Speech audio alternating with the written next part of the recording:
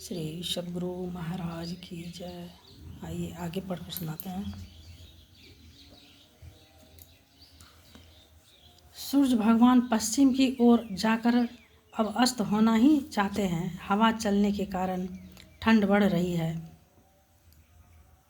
गुरुदेव wheel chair पर बैठकर टहलने के लिए चलना ही चाहते हैं। उसी समय एक व्यक्ति गमछा ओढ़े हुए आते हैं और दूर से ही माथा टेक कर प्रणाम करते हैं।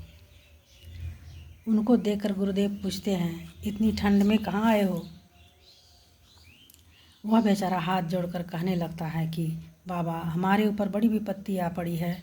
हमें एक ही पुत्र है, वह भी 1 महीने से भाग गया है। उसका माथा खराब हो गया है।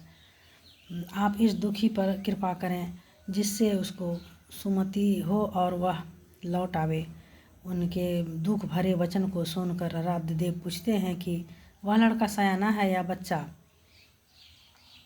सयाना कहने पर कहते हैं, जब उसको घर की याद पड़ेगी तब अपने आप आ जाएगा।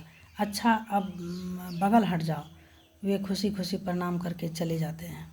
गुरुदेव ऐसे प्रेम भाव के भूखे होते हैं। इनके पास विनम्र और निष्कपट होकर आना चाहिए।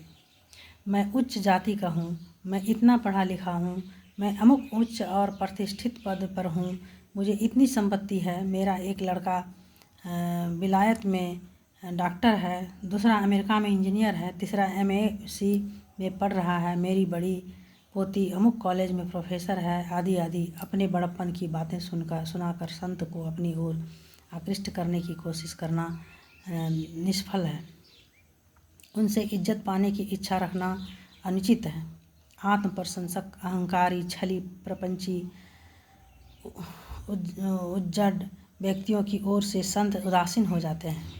उनके पास जाति, पद, विद्या, धन, कुल, गुण आदि के अहंकार का टोप सिर से उतार कर आना चाहिए।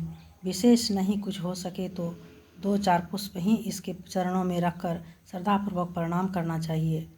सच्चे हृदय से विनम्रतापूर्वक बातें करनी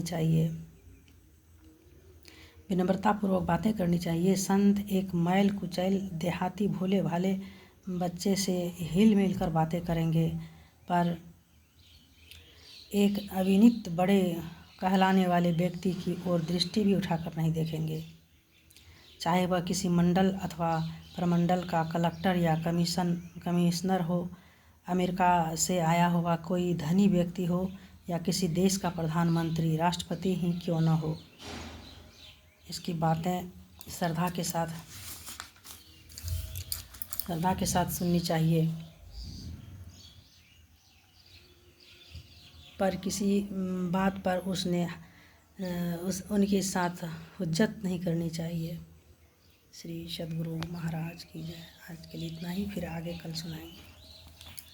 श्री सद्गुरु महाराज की जय।